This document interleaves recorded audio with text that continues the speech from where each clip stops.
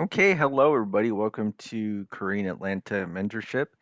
So, you know what's crazy? I used to make $20,000 a year, and now that I've done the calculation, that's about $1,600 a month. And I'm wondering, like, how did I survive on that? And the funny thing is that because I made such little money, like, I never ate out, and I was like so disciplined, and I ate I learned to cook my own meals, and it was kind of like a blessing in disguise before I start to make more money. Because I feel like if I start to make a lot of money, um, out of the bat, it's kind of like being a lottery winner, right? Like if you just get money and you don't know how to manage it or manage your lifestyle, then it almost becomes like a curse. And so when I see, so the reason I'm saying that is because I'm just doing these budgets and I'm thinking like, okay, $4,000 a month, that used to be so much more than I used to make back in the day. And then I'm looking at it, it's like, man, this isn't that much. Like you have a couple of credit card debts, a student loan, auto, and I put like room share here. So you know how like rent is like expensive nowadays, um, really expensive. And now it's like if I put just a room share and I look here, it's like, wow, you don't really have that much in your savings. But again, so just a quick commentary before we actually get into the topic of the video. So the title of the video today is called Velocity Banking Debt Demolition. And the reason for that is because I was thinking of those monster truck rallies. So you remember those like commercials? I don't know if they still have them, but it's like Saturday, Saturday, Saturday. The monster truck rally is going to happen at the Anaheim Stadium or something like that. I was thinking, what if we had like an event about like demolishing debt, right? Kind of like how wrestlers, the WWE, they do wrestling, but they do in a very showmanship way. I wonder if we could do that with velocity banking. So it's like Sunday, Sunday, Sunday, debt demolition, and we're going to eliminate your debt. Bring your spreadsheets. And so we're going to do that today. So let's go ahead and do velocity banking. So if you don't know what velocity banking is, all it is a financial philosophy or method to get rid of debt using lines of credit as the main tool. Okay. And so there's really two things only needed for velocity banking. So you know what? I think I must have gotten rid of the two things that we need to do velocity banking because I used to write in a spreadsheet. But let me write it down here. Okay, whoopsie, I screwed up. Let me go ahead and unformat this. Okay, so there's two goals to or two things that we have to do, requirements for velocity banking. So number one is budget. So we've already done that. So budget tells you where your money's going and what debts we have to pay off. And the whole point of this is that you're going to pay off debt, right? Like if you have like $3,000 of income or $4,000 of income and $4,000 of expenses without debt, velocity banking is not going to help you, right? It's going to help you with your debt to help you manage your cash flow because of your debt. And then once you get rid of that, then you'll be able to handle life easier, right? So we've done our budget. And then the second thing is that we need to have our line of credit as our main operating account, line of credit. And if you don't know what a line of credit is, it's a financial tool where you can borrow money, pay back, and use it over and over again. So that's essentially what a credit card is. Credit card is, but there's other types of lines of credit like personal home equity. Now, just because you own real estate doesn't mean you know what a line of credit is, right? So some people feel like, oh, like I'm not sophisticated enough to know what line of credit is. I don't even own my own home, even though those two have nothing to do with each other. I have a friend who owns real estate in Los Angeles, and I told him about the velocity banking strategy, and then he had no idea what a line of credit was. Like, what's a line of credit, right? Like, because it's not as a term used as much as let's say credit card, even though credit card is a type of line of credit. Okay, so now we have our budget. So let's just assume that we have a personal line of credit. So that would be like a 15% interest rate, and we'll say we have a $15,000 balance, right? So think of this as a tool, kind of like a credit card, but you can use it to pay anything. So a credit card you can't use to pay anything, right? You can't pay credit card one with credit card two, or you can't pay with student loans. And we're going to use it to essentially focus our money, do some debt consolidation, increase our cash flow, and let's go ahead and do that. And we're going to do two things, right? We're going to have the same income and have absolutely nothing in savings. Because what are we going to do? We're going to put our entire paycheck into that line of credit, take our expenses out, rinse and repeat over and over again. Okay. And some of you might be saying, oh my goodness, 15 grand in a line of credit. Like, how am I ever going to get that? And that's why it's important to study, right? That's why it's important to know what the banks are looking for when it comes to credit. Because when I first started my journey, you could call it my journey. Like I said, I made 20 grand a year, and I think I had like a $500 credit card. That was like one of my first credit cards.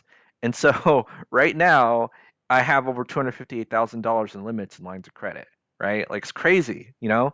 But again, if you know what the banks are looking for, and here's kind of like the semi-secret mentality you got to have. It's not, I'm not giving you any official credit advice, but in general, banks only lend you money when you don't need it, right? So a lot of people, they're like, oh my goodness, I want to do velocity banking now, and I need a line of credit because I'm in a lot of debt. Well, guess what? They ain't gonna issue you a line of credit. That's just not how they work. And if they actually lent people money who needed it, they go broke, right? That's not how their business model works. Okay, they ain't a charity. Okay, just like you're not a charity, right? Think like a bank. If you want to understand finance, think like a lender. Don't think like a borrower. As a borrower, you got emotion involved. As a lender, it's just all numbers. Okay. All right. So now let's go ahead and do this. And so what we're going to do is just do a simple debt transfer. So let's say we got these $13,000 in credit card debt, and let's just transfer it to our personal line of credit. Okay. So $13,000 of debt. And let me move this a little bit closer. All right. And so what happens when we move that $13,000 of credit card debt and consolidate it? Well, guess what? Okay. So if we just look at the expenses, our expenses magically decrease, right? And take a look at this. We went from 750 to about 1200 without really doing anything, okay? So when we put our entire paycheck into that line of credit, guess what? The minimum payment is satisfied, right? And the interest is at its lowest, or the average daily balance will be at its lowest, or the balance will be at its lowest, thus lowering the average daily balance and lowering the interest, okay? So now what we're going to do is just do a few calculations to figure out how long it's going to take us to pay off this line of credit, and we're going to make sure it goes to zero. Or actually, realistically, I don't know if this matters that much, but I probably would just fill this to the brim and keep transferring that 18% credit card to the line of credit, maybe. But let's just do this for now, just to make the demonstration easier and so that you get the point. So we're going to calculate the next month's balance, which is the previous month's balance plus the previous month's interest minus the cash flow. So it's the cash flow right here. It's 1195.59. And then now what we're going to do, right, is we're going to take the average daily balance. So you can use this average formula right here, multiply it by 0.15, right? That's the interest rate. So that's like my interest rate on my personal line of credit, or it's similar to that. All right, and then now we're just going to go ahead and copy and paste these formulas until we see that nice red number, which means it's paid off in about uh, 12 months. Okay. So now what we can do at this time is move this $10,000 here, right? And then just pay that off if we want to do it that way. Again, realistically, I probably just make this like 15 grand as much as possible until this 10,000 is taken off, if that makes sense. But let's figure out what the balance of the credit card is at 10 at after 12 months. Okay, so now let's just go here and look for bank rate CC min calculator. So that's credit card minimum payment calculator. And then we're going to go ahead and do this. And that's going to be $10,000. So at 18%.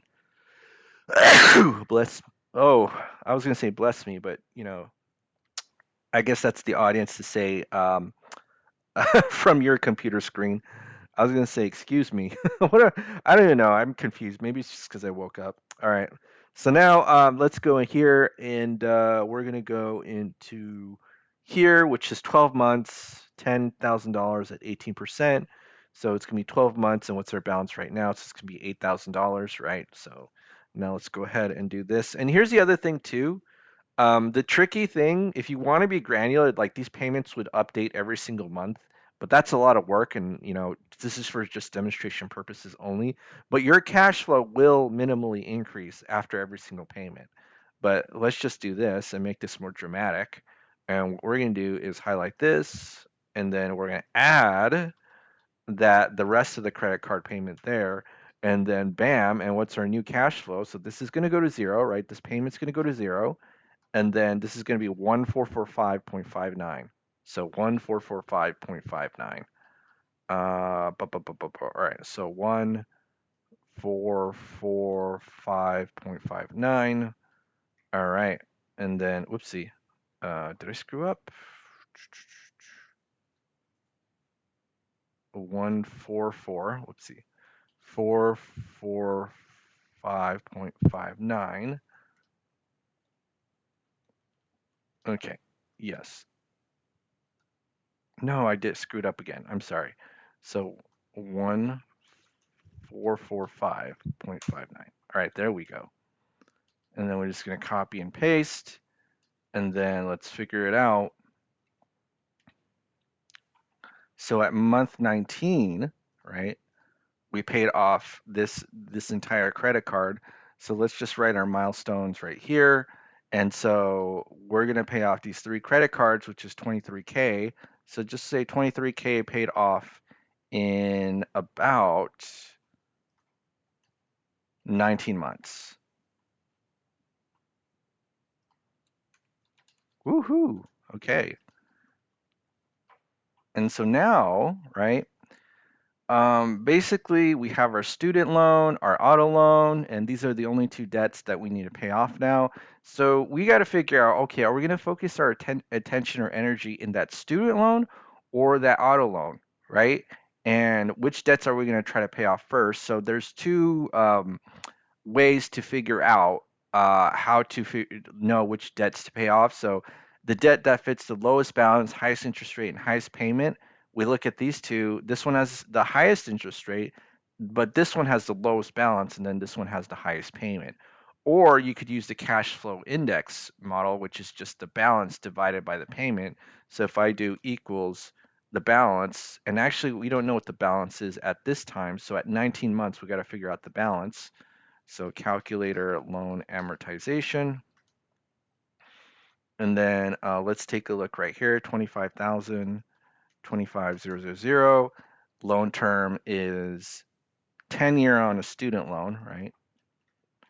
And to be honest, in previous videos, I was always doing it 5 years because it's been such a long time since I had a student loan. And I know there are people out there freaking out because now, it was on pause for like 2, 3 years, and then now they kind of pay it back again. So let's go back here and figure out at 19 months what that student loan balance is. So it'll be 21 grand. Okay.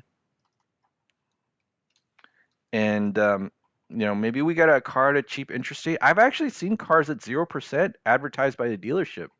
I'll take that if the price is good enough too. But here's the thing. The interest rate really doesn't matter as much as the price. I always would take a lower price and a higher interest rate than the other way around. But too many Americans are only just thinking about the monthly payment. So 22,000, 5% at 3 year or 3% interest rate. So I'm guessing that this is going to be significantly decreased, or the balance of the loan. So let's take a look at 19 months, and we're going to take right here. So this is going to be 15K. All right, so 15. So now, let's going to go ahead and do this, right? So we figure, all right, so let's go ahead and calculate the cash flow index at this time. So 21750.11 divided by 259.1. And then this one is 15386.52 divided by 395.31, right? And so basically the idea is that whatever you're paying off, right? So it's like saying, would you pay off 15 grand to get $400 back, or 21 grand to get 250 back, right? That's all it's saying. And this number has some meaning too, but basically, if you look at the explanation, Anything under 50 is considered inefficient loan, quote inefficient, you want to pay it off. But think of this as a ranking system. So the whatever the lower the number is, you want to pay that off first. So let's go ahead and pay this off at this time. Do we have we don't have, well actually, let's just do this because we're in negative right now, right? So as long as it's under that 15 grand limit, we should be fine. And what happens to our cash flow? So this goes to zero, and our new cash flow is almost $2,000, right? And again, there's going to be some inaccuracies to this because we're still making, no, actually, for this one, we're not making the payment anymore because we put the entire thing into the line of credit. Whereas with the mortgage, you're still making a payment, so your cash flow doesn't increase because you're doing something called chunking. If you don't know what that is, watch any of the other videos where we do have a mortgage. Okay, so now let's go ahead and do this. And now we got to minus our new cash flow, which is 1840.9, and then do this. And then let's see how long it takes to go to zero. So we can see at 28 months, it will go to zero. Okay, so now how much should we pay off? So that's 22 plus 23K. So that'll be 45K in how many months? Let's take a look. Because even though I just read it, I have a memory of a goldfish. Let's take a look right here. 28 months. Okay, so 28 months. All right. And so now we have to figure out what the balance of the student loan is, right? So let's take a look here. So 25,000 at 10 years at 4.5% interest rate. Okay. And then 21 grand is what it was at 19 months. So at 28 months, what's the new balance? So 28 months. So it'll be about 20 grand. Okay. And so now what we do is take a look at this. And so 20, okay, so what's that new cash flow index? So 20128.13 divided by 259.177. So let's think about this. So probably the best way to do it is just do it in chunking. I could just say, let's just do $10,000. Again, our cash flow will not increase until we do the second chunk, if that makes sense. So there's actually a calculator for this. Hold on, let me go ahead and pull that out. So give me 1 second. Okay, so I have pulled out my calculator, and this is a velocity banking calculator provided by Renatus because I'm a Renatus student, and I actually, full disclosure, make money as something called the independent contracted marketer for selling their products. But they have this cool, I'll call it a cheat sheet of doing velocity banking to figure out what the payoff is, so I don't have to do it. And this is really useful when it comes to loans that are higher balance of lower interest rate. And if you feel like, based on that cash flow index, it's not worth it to pay it off, if that makes sense. Because a number like 77 probably means that it's probably not best to put that entire thing into that line of credit. Um, but again, I probably need to do a video about the cash flow index system explained. So let's just do this. Let's go ahead and put that information into that calculator. So what's the original balance? It's 25,000. So 25,000. The current balance is, what is the current balance? 20 grand. Okay, so it's this one right here.